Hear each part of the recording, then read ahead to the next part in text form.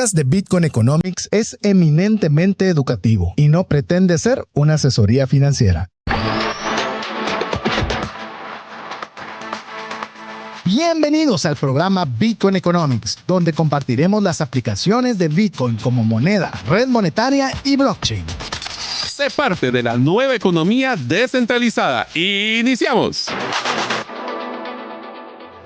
Espero que estén disfrutando de su día y el día de hoy vamos a poder empezar a platicar el episodio número 140 de Bitcoin Economics, el programa que, como ustedes saben, se enfoca principalmente en brindar todo lo que tiene que ver con Bitcoin como criptomoneda, como lo que es una red de pago y quien dice que también lo que es una herramienta para poder basar todo lo que tiene que ver con blockchain. Mi nombre es Mario López Salguero y es un gusto estar con ustedes en el programa número 140 de Bitcoin Economics. Les recordamos que ustedes nos pueden escribir al WhatsApp más 502 58 90 58 58 o a través de la red de Twitter o X como Bitcoin Radio GT. Hoy voy a tener el gusto de poder presentarles un contenido que espero que no tengamos que utilizar en un futuro. ¿Por qué? Porque una de las cosas que hemos estado viendo en la actualidad es todos los problemas que existen de lucha entre diferentes países. Estamos viendo que hay un problema entre Israel e Irak. También estábamos viendo cuando Rusia atacó a... ¿qué país era? Ya se me olvidó. Era Hungría. No era Hungría, ¿cuál era? Ucrania. Pues ya aquí Maco me está chismeando cuál es el país, que está re bien. Pues esto lo que nos está pasando es de que está generando un serio problema de desbalance macroeconómico. Y hoy el episodio es uno muy interesante que, antes de decirles el título, les quiero contar de dónde nació este análisis que empezamos a realizar sobre lo que tiene que ver con este tema de las potenciales guerras que existen ahora en el mundo.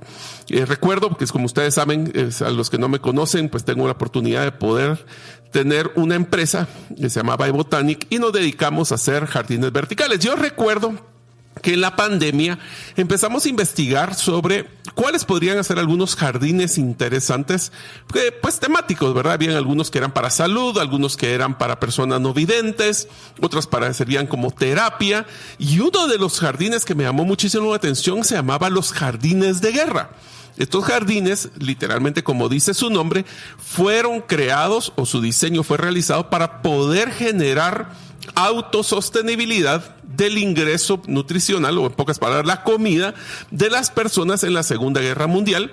Estaba enfocado en temas de vegetales, habían algunos plantas que tenían altos niveles de proteína, y desde ese momento empecé a investigar cómo era ese tema de economía en épocas de guerra. Si a usted les llama la atención, pues hoy vamos a hablar en el programa número 140 de Bitcoin y la economía en una guerra. Y cómo Bitcoin, si es que Dios quiera que no, pero si llegara a suceder una guerra, cómo Bitcoin realmente puede ser esa solución para que uno pueda sobrevivir económicamente a una situación como lo que es una guerra mundial o una guerra en nuestro país o en nuestra región.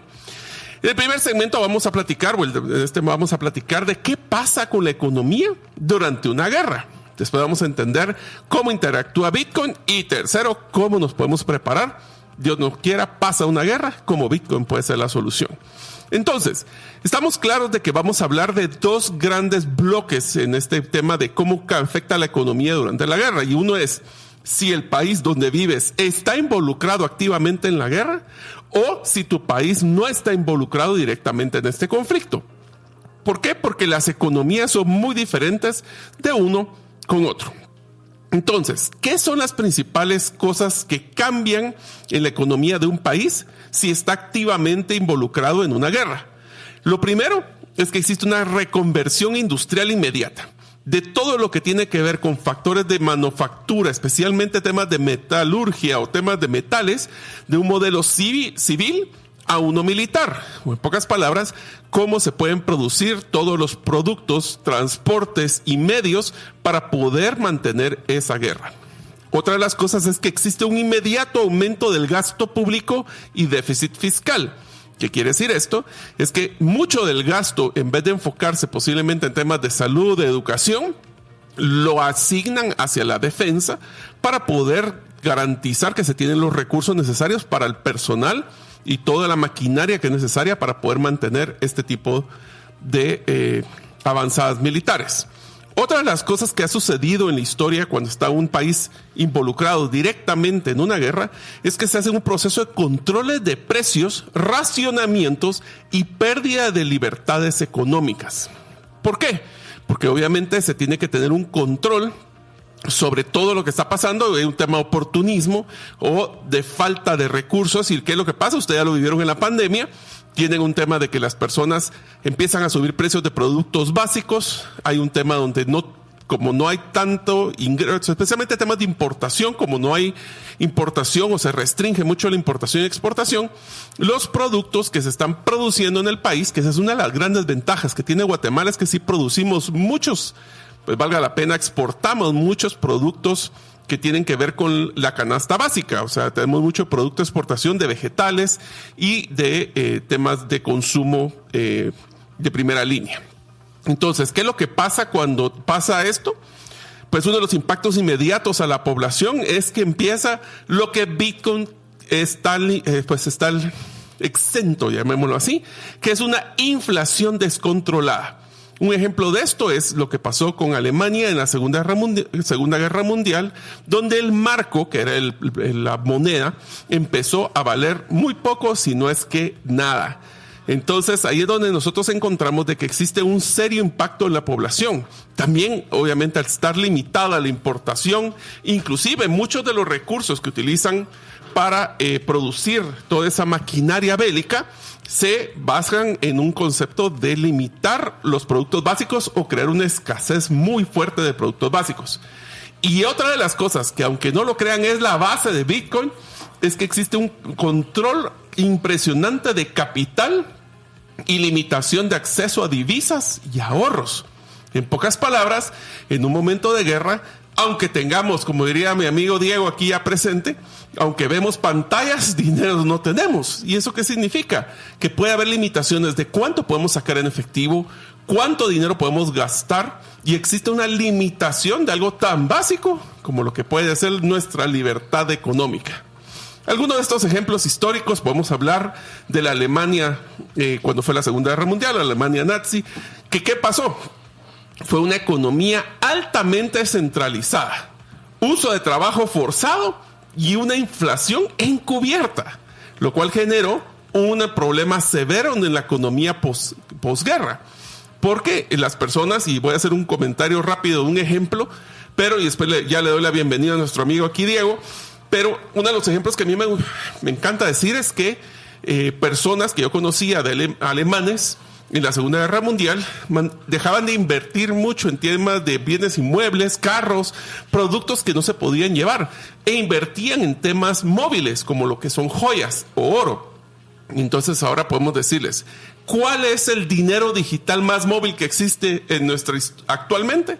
Pues es Bitcoin. Pero antes de seguir, primero le doy la bienvenida a don Diego Villeda, que ha venido de regreso después de estar en varios países, pero más que eso, en la conferencia de Bitcoin. ¿Qué tal, Diego? ¿Cómo estás?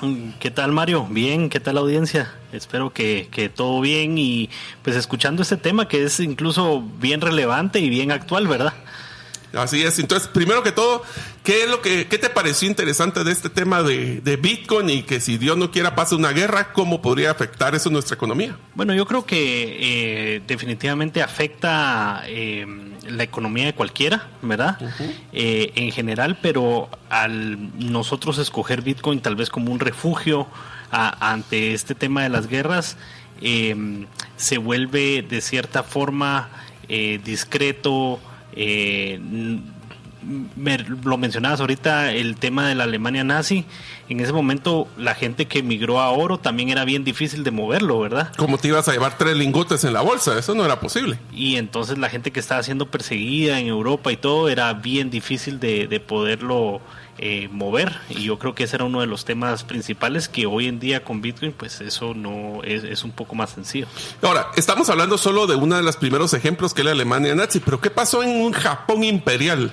Bueno, la economía cerrada, razonamiento extremo de una vez y la destrucción del yen totalmente, ¿verdad? Entonces, viendo los patrones, que aunque sean países diferentes en el hecho que están en la guerra, todo se enfoca en temas de la defensa o del Ministerio de la Defensa y todo lo que tiene que ver con la parte económica y aún así cómo van a pagar ese excedente de recursos que necesitan, creando la maquinita de trabajar y generando así una inflación totalmente desastrosa, inclusive post o inclusive dentro de la guerra, ¿verdad? Sí, dice que las guerras son como la mejor excusa que hay para que los gobiernos puedan imprimir sin ser pues duramente criticados al respecto, ¿verdad? Así es. Otro de los ejemplos es el Reino Unido, donde lo más importante que hubo en ese país fue un racionamiento alimenticio severo. Se generaron temas como lo que llaman los bonos de guerra. Eso no voy a entrar en ese tema, pero es interesante que si usted quiere saber el concepto de bonos de guerra, es básicamente ya llega un punto donde la maquinita ya no la puedo poner a trabajar tanto. Entonces lo que hago es que le pido a la población que invierta los pocos bonos que tiene en el tema de un bono pues, soportado por el gobierno, específicamente para temas de guerra. Y otra de las cosas que pasó específicamente en el Reino Unido es que nacionalizaron varios sectores, porque eran críticos, como por ejemplo el transporte, todo lo que era temas de metales.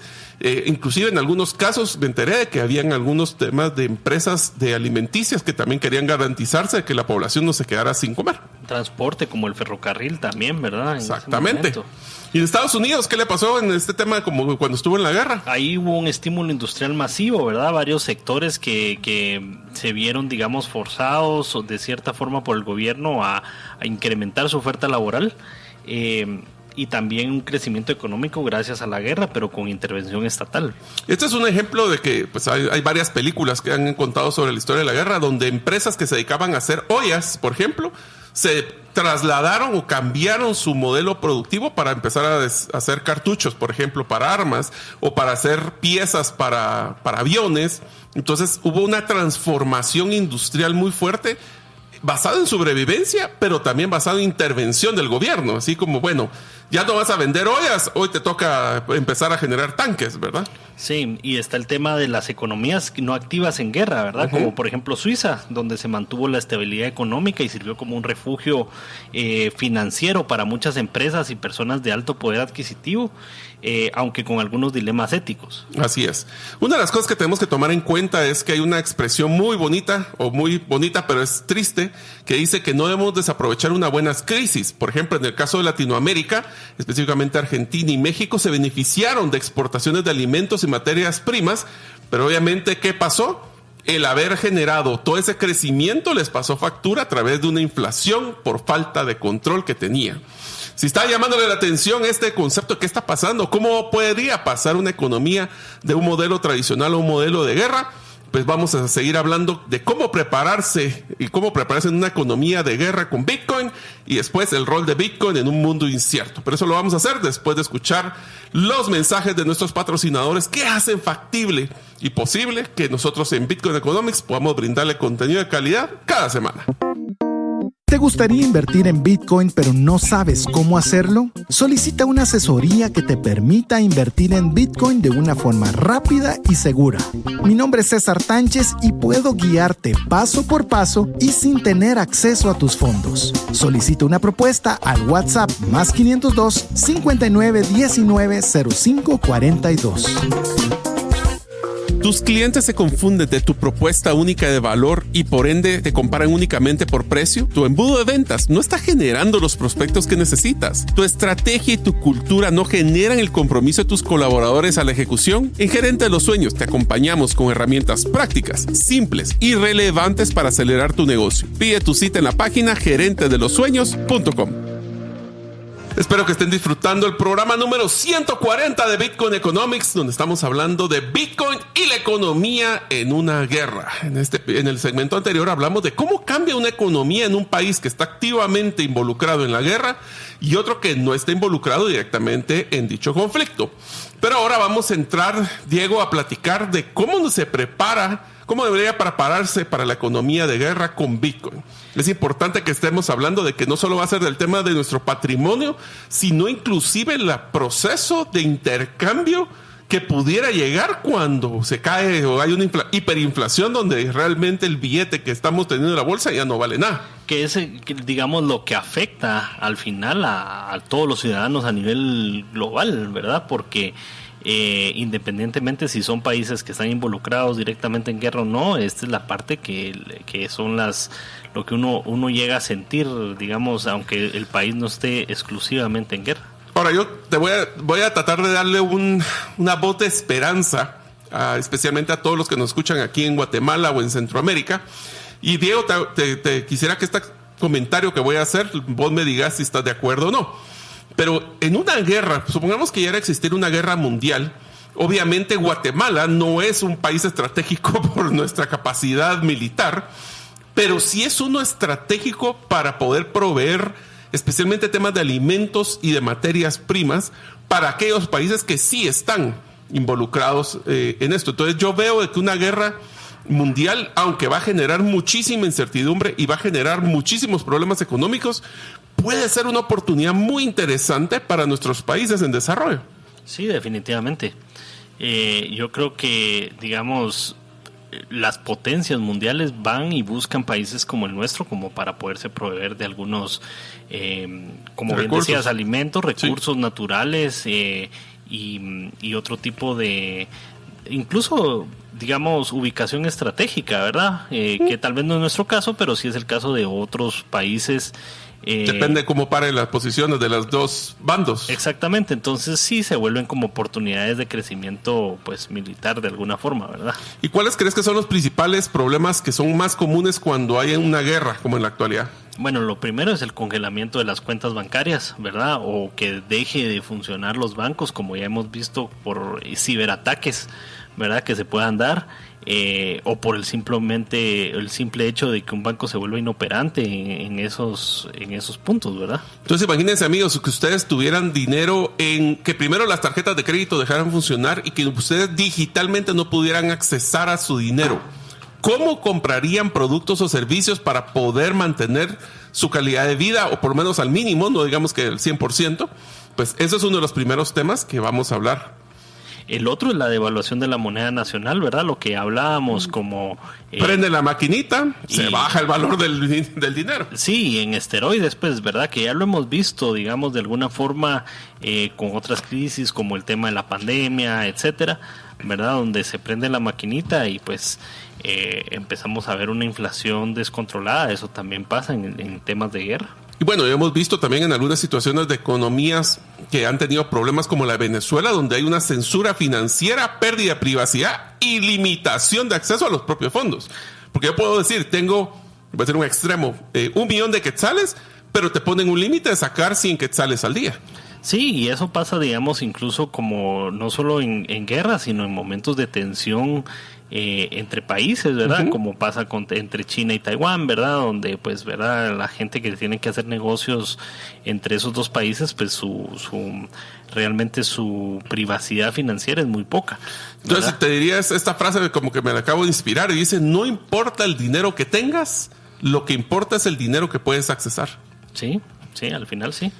Y también le pasó a la gente, digamos, durante la Guerra Fría en la Unión Soviética y en Estados Unidos, donde había gente que era más investigada o investigada a mayor profundidad que otra gente. Sí, puede ser como utilizaron temas de etnias, como fue en la Segunda Guerra Mundial. Pero inclusive, sin ir muy lejos, podemos hablar de lo que pasó en Ucrania y Rusia. Y aquí podemos hablar de lo que pasó con varios de los principales multimillonarios de Rusia, donde les pusieron congelamientos de activos. Hubieron algunas personas que cuando empezaron este tema de guerra de Ucrania, empezaron a salir del país para evitar tener esas limitaciones, colapso de monedas, y aquí empieza la parte interesante, un aumento del uso de Bitcoin y stablecoins. ¿Dónde son otros dos países donde ha pasado también esto? Ahí lo tenemos, es tema de Venezuela y Siria. Así es. El uso de Bitcoin para evitar la inflación y restricciones al cambio. Y fíjate que ha pasado también en Hong Kong, de que muchas personas de valor neto o valor adquisitivo alto se han movido a Taiwán, ¿verdad? Por eso mismo, ¿verdad? Por la, digamos, fiscalización extrema que han sufrido, digamos, a tener estas tensiones entre países. Y se me acaba de ocurrir otra cosa, ¿sabes qué puede suceder? Hablemos de la actualidad. Imagínense que estuviera Estados Unidos en un estado de guerra, pongámosle contra el Medio Oriente. Se puede imaginar que muchas personas podríamos tener una inmigración al revés, donde muchas personas con el mucho capital que hayan generado se regresan a Guatemala porque ahí, pues obviamente la exposición a que pueda haber una bomba o ataques en las ciudades en Estados Unidos es muchísimo más alta que vengan a darle algo a Guatemala. Correcto. Entonces puede ser que inclusive se tenga un retorno de capital severo de los inmigrantes de Estados Unidos a Guatemala. Es cierto, sí, ¿verdad? eso es algo que puede pasar. Ahora, hablemos de Bitcoin, porque eso se llama Bitcoin Economics. ¿Cómo Bitcoin puede ser una herramienta de supervivencia en una crisis económica en un estado de guerra? Primero, el acceso sin fronteras y sin necesidad de intermediarios, ¿verdad? Ahí recuerden que uno es el que maneja, digamos, su propia billetera de Bitcoin y uno es el que transacciona, como lo decimos, peer-to-peer, ¿verdad? O de par a par. Y así es como funciona, ¿verdad? Pero te das una cuenta y sería interesantísimo pensar que estamos en un estado de guerra. Y vamos a ir al supermercado. Y en vez de que los precios estuvieran en quetzales o dólares, estarían en satoshis. Sí, ¿te puedes imaginar eso? ¿Por qué? Porque puede ser que sea más volátil tener los precios en quetzales que tenerlos en satoshis. Porque puede ser que Bitcoin tenga menor volatilidad que lo que tendría el quetzal o un dólar. Sí, es lo que hemos visto, digamos, en algunos países con hiperinflación, ¿verdad? Y si en algún momento llegar la guerra a nuestros países, el segundo punto de lo que estamos platicando de como una herramienta de supervivencia es que es 100% portable. O sea, se puede llevar uno su billetera fría, que es un USB en la bolsa, y ahí puede llevar cuantos ahorros pudiera haber gestionado, o aún, si no tienen el producto físico, con las 12 o 24 palabras ya podría accesar a su dinero, no importando dónde estén, en cualquier parte del mundo. Sí, o por lo menos memorizarlas para cruzar la frontera y después volverlas a hacer. Riesgoso, ¿verdad? Pero pues en esos momentos de crisis, extremo cuidado, pues es una posibilidad. Que era el equivalente a invertir en joyas en momentos de crisis, porque sabían que las joyas las pueden aceptar en cualquier parte del mundo. Sí. Igual es Bitcoin. Correcto. Y otra de las cosas que es importante de Bitcoin es que como no depende de un gobierno específico, esa prueba de censura. Porque no puede, aunque puedan decidir los gobiernos al final que puede haber una economía restrictiva, al final del día, como es punto a punto, pueden ser que con dos personas que se pongan de acuerdo, pueden hacer una transacción con Bitcoin. Sí, digamos que no depende, digamos, de que el gobierno censure a cierto banco o que... digamos, a veces ha pasado esa censura porque reciben fondos de este otro país donde están en guerra actualmente, y entonces eso vuelve que el dinero que uno tiene en Bitcoin pues es a prueba de censura, como bien decías. Y otro punto es la transparencia y la escasez programada, ¿verdad? Aquí no pueden poner a los mineros a correr más para sacar más satoshis o más Bitcoin, ¿no? Que aquí va programado y ahí va. Sí. No importa si hay guerra o no hay guerra. Entonces eso lo que le da es cierta estabilidad. Por eso te digo, en un momento de guerra puede ser que Bitcoin genere una mayor estabilidad en vez de volatilidad. Sí, y parecería que ya estamos ahí, pero con mi Bitcoin, ¿verdad? Entonces eso es algo, bueno, empezar a hacer con transacciones pequeñas. Una de las tareas que dejaríamos entonces a todos nuestros oyentes, uno es tener una billetera autocustodiada, y dos es investigar dónde reciben Bitcoin ya en su ciudad, en su país. Y hacer una transacción como para probar. Así es, empecemos a jugar, porque después puede ser que no estemos jugando. Y la última es enseñar a familiares cómo acceder en caso de emergencia. Eso también. Y yo diría la cuarta es de compartir este episodio de Bitcoin Economics a todos sus familiares y amigos para que ellos también se preparen en algún momento de crisis, ¿no crees? Definitivamente. Ok, pues vamos a seguir en el tercer segmento hablando un poquito de cómo el rol de Bitcoin va a cambiar en el mundo incierto y potencialmente bélico, pero eso lo haremos después de los mensajes de nuestros patrocinadores, que son los que han confiado en nosotros para brindarles contenido cada semana. ¿Deseas ser parte de una comunidad comprometida con el aprendizaje constante en el uso inteligente del dinero? Te animo a unirte a la comunidad Finanzas Integrales. El pago de tu suscripción te dará acceso a webinars mensuales en vivo, todas las grabaciones, un grupo exclusivo de WhatsApp para la comunidad y mucho más. Para suscribirte, visita finanzasintegrales.com. ¿Deseas clarificar tu mensaje para que más clientes te compren? Utilizando la metodología StoryBrand, hemos acompañado a más de 25 empresas a incrementar su cierre de ventas, diseñar un embudo de ventas que genere más negocios y comunicarse de forma efectiva para no ser parte del ruido. Pide tu cita en la página gerentedelosueños.com para tu acompañamiento personalizado. ¿Qué pasa con la economía si existe una guerra mundial? ¿Cómo Bitcoin es la solución? Bueno, eso estamos platicando en el programa número 140 de Bitcoin Economics, Bitcoin y la economía en una guerra. En el primer segmento hablamos de qué pasa en una economía durante una guerra y en el segundo hablamos de cómo prepararse para la economía de guerra con Bitcoin. Ahora hablaremos un poco del rol de Bitcoin en un mundo incierto y potencialmente bélico. Vamos a reflexionar sobre el rol de Bitcoin como reserva de valor y sistema financiero alternativo a todos los tradicionales actuales en un mundo que está 100% inestable.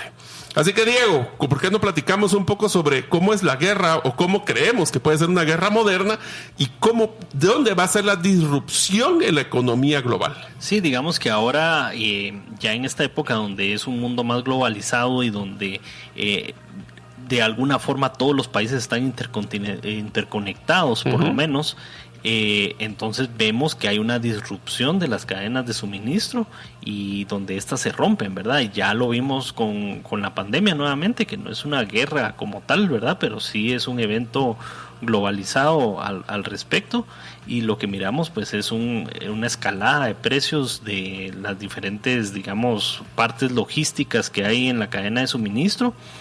Y podemos ver cómo algunas materias primas escasean también, ¿verdad? Dependiendo de dónde sea el conflicto, eso a veces nos dicta, digamos, qué es lo que va a estar escaseando. Ha habido mucha preocupación por el tema, posible conflicto entre China y Taiwán, y cómo Taiwán es un productor principal de semiconductores, ¿verdad? Y cómo eso se necesita para muchas de las cosas que usamos hoy en día, ¿verdad? Bueno, pero vos que estás en el mundo literalmente de la cadena de la logística, ¿qué crees? Imaginemos que existiera una guerra donde estuviera el Medio Oriente soportado por Rusia, posiblemente China, y después todo NATO, que es Estados Unidos, Inglaterra y varios aliados. ¿Qué cosas crees que serían las disrupciones más grandes de productos que pudieran existir? Yo te voy a decir yo varios y vos me decís cuáles adicionales. Pero uno es tu negocio.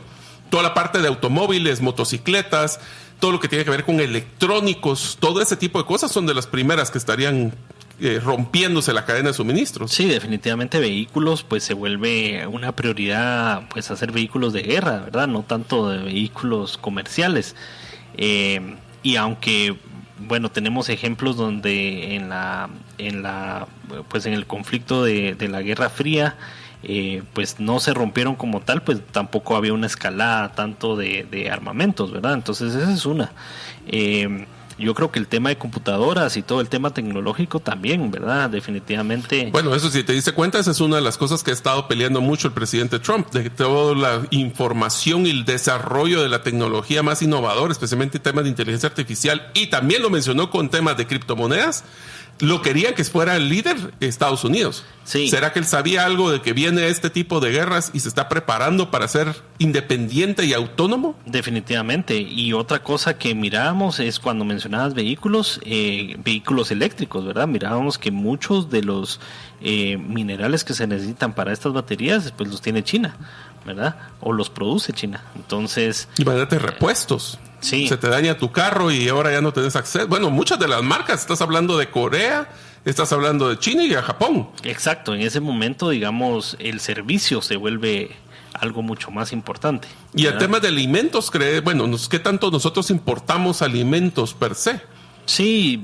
O somos más exportadores, creo yo. O sea, de nuevo, es una oportunidad. Exacto, donde estamos con países que importan más alimentos, son los que se ven más afectados en ese caso, ¿verdad? Porque son los que no necesariamente tienen el tema del precio, el control sobre el tema del precio.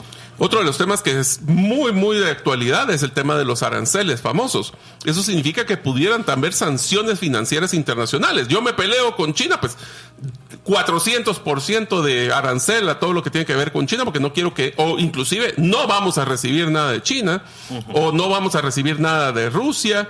ahí afecta mucho, como por ejemplo lo que platicábamos de que Inglaterra, su principal proveedor de gas es Rusia. Sí. Te puedes imaginar qué pasaría con el poco gas que tendrían. Habría escasez, se triplicaría, cuadriplicaría el precio. Entonces, ahí es donde nosotros tenemos que entender un poquito. Y por favor, no vayan a creer que nosotros producimos localmente el papel higiénico, así que no hay que correr por ir a llenarse como hicieron en la pandemia. Pero bueno, sí, son esas. Pero va a haber productos que cuando empiece pues básicamente psicosis de ese tema de que va a haber falta de productos, va a haber personas que van a querer acumular, ¿verdad? Y sí, eso puede ser acaparar. ¿Qué otras cosas podría pasar? Ataques a sistemas bancarios, ¿verdad? Como lo mencionaba. Que hayan pasado. Y pues ya ahí, digamos, ataques a estados de cuentas, a digamos, cualquier... tratar de distorsionar cualquier tipo de saldos o etcétera en los sistemas bancarios. Bueno, ransomware. O sea, sí, pueden atacarlos. Imagínate que atacaran los servidores principales de los bancos que están centralizados y no podrían hacer transacciones. Sí, correcto. Va, y sin ir muy lejos. Imagínate que el ataque sea en Estados Unidos. ¿Y cómo afectaría eso a los bancos locales? Sí, definitivamente, porque todos los bancos están al final de alguna forma interconectados, ya sea por medio de deudas, de algunos productos que ellos mismos se trasladan, inversiones entre bancos. Siempre sacaban préstamos aquí en Guatemala, es posiblemente. O liquidez sea, de los bancos. Así es. ¿Verdad? Y entonces, hablemos ahora de Bitcoin. ¿Cómo Bitcoin es la solución en una situación como esta? Bueno, lo primero es que Bitcoin es una red resiliente. ¿Cómo? A través de su funcionamiento sin tener que depender de un solo estado. Así que si los gobiernos o los países están en guerra, Bitcoin es neutral por naturaleza, porque es un modelo descentralizado. Y a eso vienen los miles de nodos distribuidos globalmente, o sea, no están concentrados en un solo país ni en una sola región donde se ven afectados, por ejemplo, ahorita como lo vemos con el conflicto Israel-Irán, ¿verdad? Donde de seguro ahí hay nodos, ¿verdad? Pero no hemos visto, digamos, alguna forma en que se ha visto afectada la red. Pues, y aunque se afectarían en algunos de esos lugares, ya hay nodos en todas las partes. En Guatemala hay nodos, en todos lados hay nodos. Entonces, no dependemos. Obviamente esto puede ser que encareciera un poco las tarifas, pero sería lo máximo que podría pasar. Sí, y es imposible que pueda ser controlado por un solo actor. Y esa es una de las grandes ventajas de este dinero, que es el dinero global. Pero te hago una pregunta, Diego. ¿Puede Bitcoin ser una base para una economía alternativa mientras la economía tradicional está en crisis? Definitivamente. ¿Cómo? Ahí hemos visto el uso de Lightning Network para hacer pagos en tiempo real. Eso es algo que miramos en economías circulares alrededor del mundo, ¿verdad? O donde han empezado a surgir economías circulares alrededor de Bitcoin. Ha sido el uso de la Lightning Network como un sistema de intercambio fácil para diferentes partes y para diferentes comercios. Entonces imagínense que las redes de las tarjetas de crédito colapsaran, que si todo lo que es el ACH y todo lo de los bancos colapsara, ¿cómo hacemos para poder hacer una compraventa de productos? Les hago una pregunta. ¿Todos ustedes que trabajan en alguna empresa ya aceptan Bitcoin? ¿Pudieran recibir pagos a través de una red alternativa, suponiendo que no pueden accesar su cuenta bancaria y suponiendo que no van a poder recibir tarjetas de crédito? Es para que se queden pensando. Sí.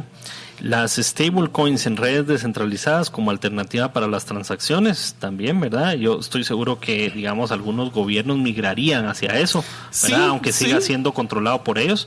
Aunque una teoría alternativa que he visto es también este tipo de stablecoins emitidas por empresas, ¿verdad? Entonces, digamos que a pesar de que sigue siendo centralizado en una sola empresa, digamos, ya no es un estado.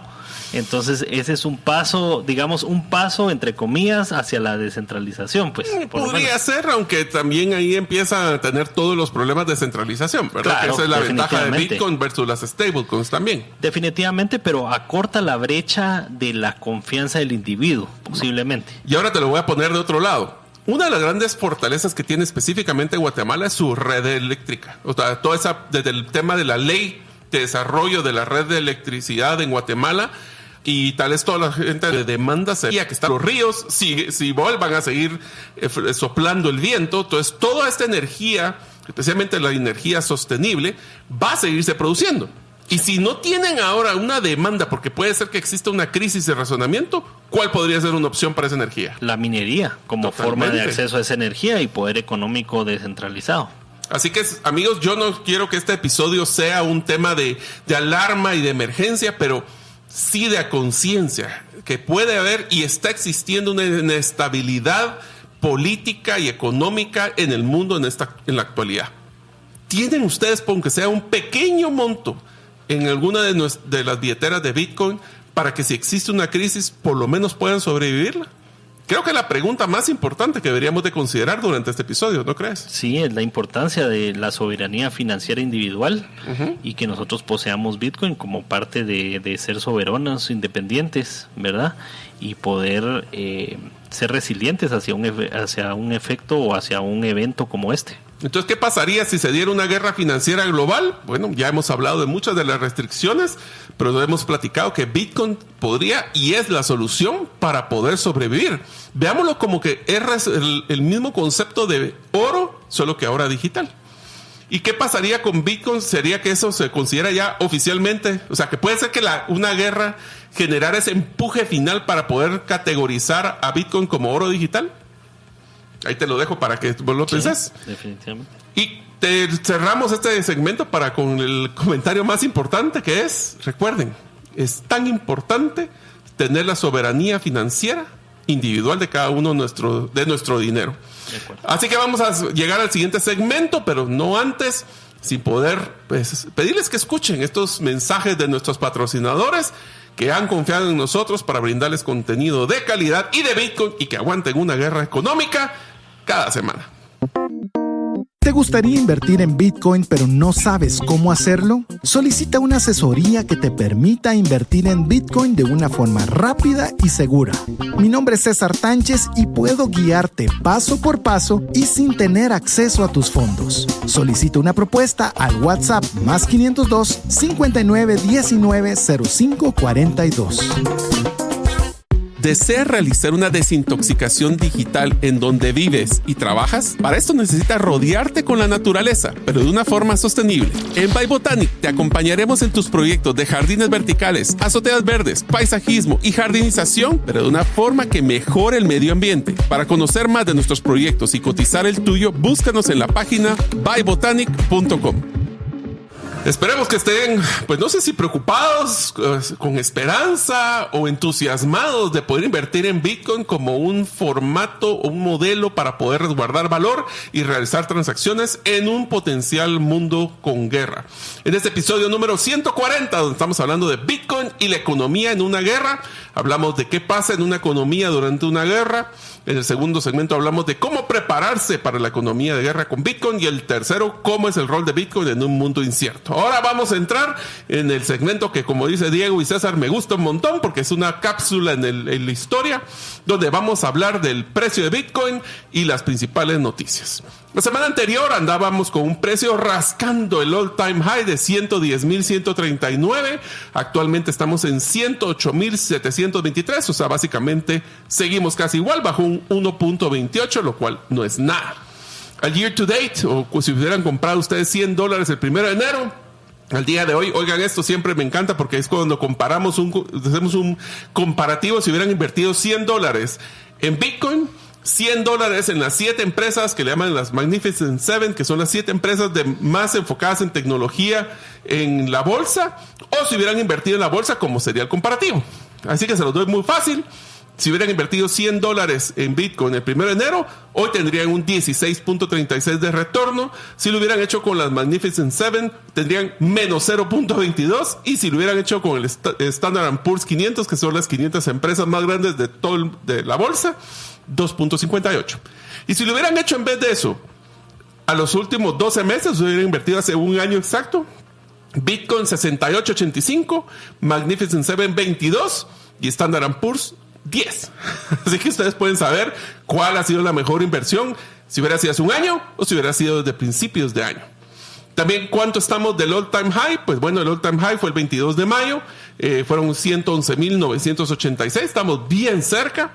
Y básicamente eso significa que estamos a 2.91 de llegar a reventar el precio más alto. En incertidumbre, con potencial guerra, Dios quiera que no, pero si hubiera... y Bitcoin todavía en precios más altos. Fear and Greed Index básicamente quedó igual de 62 a 61. Seguimos todavía arriba del 50, que es el punto de avaricia.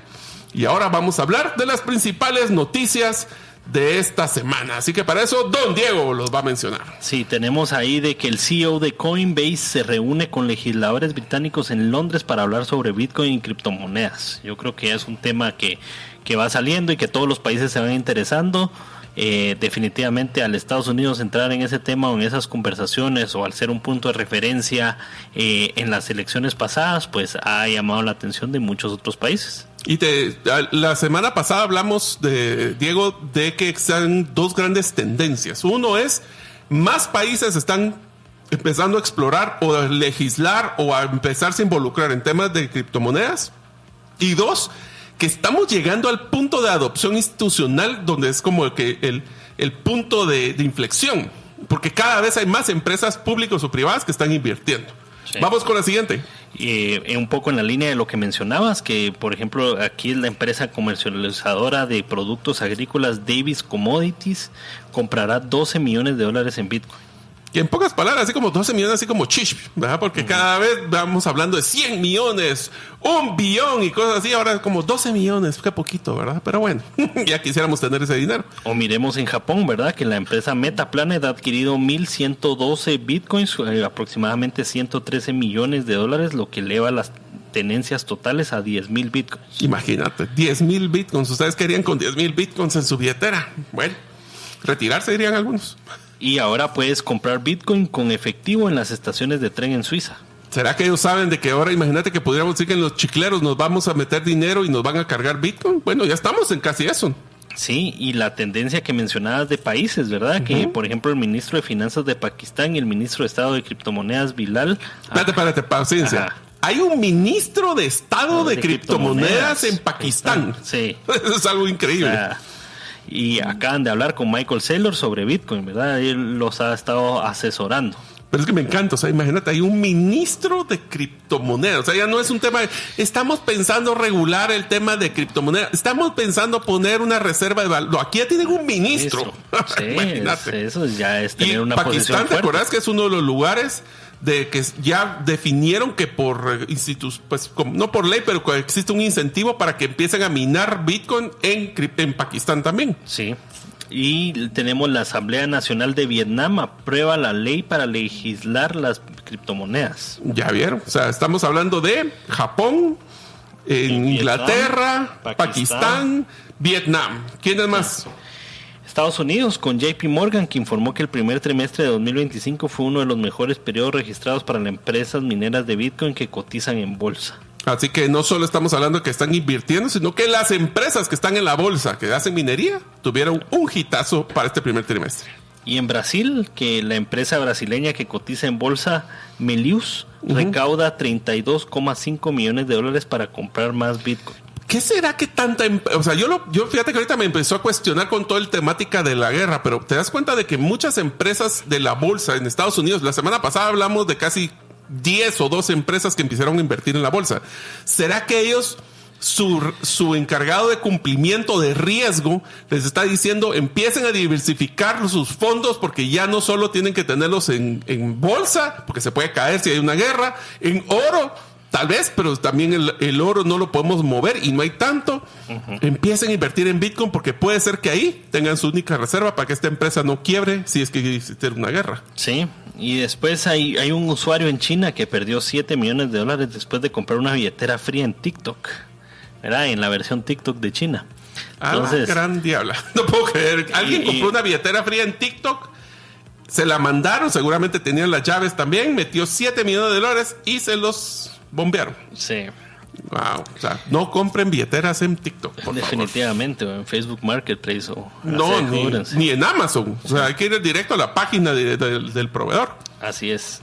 Strategy adquirió 10,100 bitcoins más o menos $1 billón. O sea, Strategy sigue reventándola. ¿Será que Strategy será una de las principales ganadoras en una economía de guerra? Definitivamente. Y tenemos a Charles Hoskinson, creador de Cardano, que anuncia que convertirá $100 millones de la tesorería del proyecto en Bitcoin. ¿Será que eso va a hacer que suba el precio de Cardano? No lo sabemos. No lo sabemos. Y bueno, aquí es donde empiezan los grandes golpes.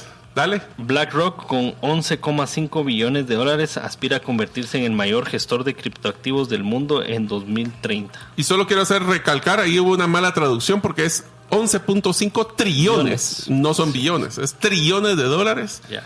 Va a convertirse en el mayor gestor de criptomonedas o criptoactivos para el 2030. O sea, eso ya lo tienen claro ellos. Regreso al punto. Toda esta gente que tiene un batallón de personas que están haciendo análisis de mercados, tendencias, qué pasa si hay una guerra, qué pasa si la guerra casi, qué pasa si de repente se cae el dólar.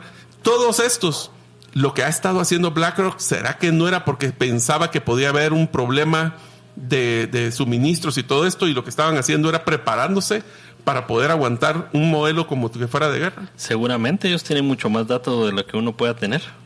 Y tal vez la pregunta final de noticias, Diego, ¿cuáles fueron tus 3 cosas que más te impresionaron de la conferencia de Bitcoin? Yo sé que vamos a platicar con César a detalle, pero solo así en frío. Pues hay una tendencia muy fuerte en toda la conferencia que había mucho tema de educación, llamémoslo wellness, ¿verdad? O digamos de cómo cuidar uno su cuerpo, ¿verdad? Eso era algo que yo no había visto en la conferencia anterior, ¿verdad? Y que según lo que me contaba César, tampoco había en Nashville. En Nashville. Uh-huh. Eso. Después había muchos temas políticos, o habían más políticos invitados. Algo que vi es de que es la primera vez que no iba un político demócrata, ¿verdad? ¿Solo republicanos llegaron? Solo republicanos. Qué extraño. Entonces, porque sí habían llegado para Nashville, sí llegaron varios. Sí, parece que hay una adopción más fuerte de la derecha sobre todo este tema, o ¿verdad? O ha quedado como un poco dividido el ambiente, porque en Nashville, como bien decías, llegaron, en Miami también, y en esta ocasión no, ¿verdad? ¿Será que ya están marcando sus bandos? Eso fue otra cosa que me llamó bastante la atención.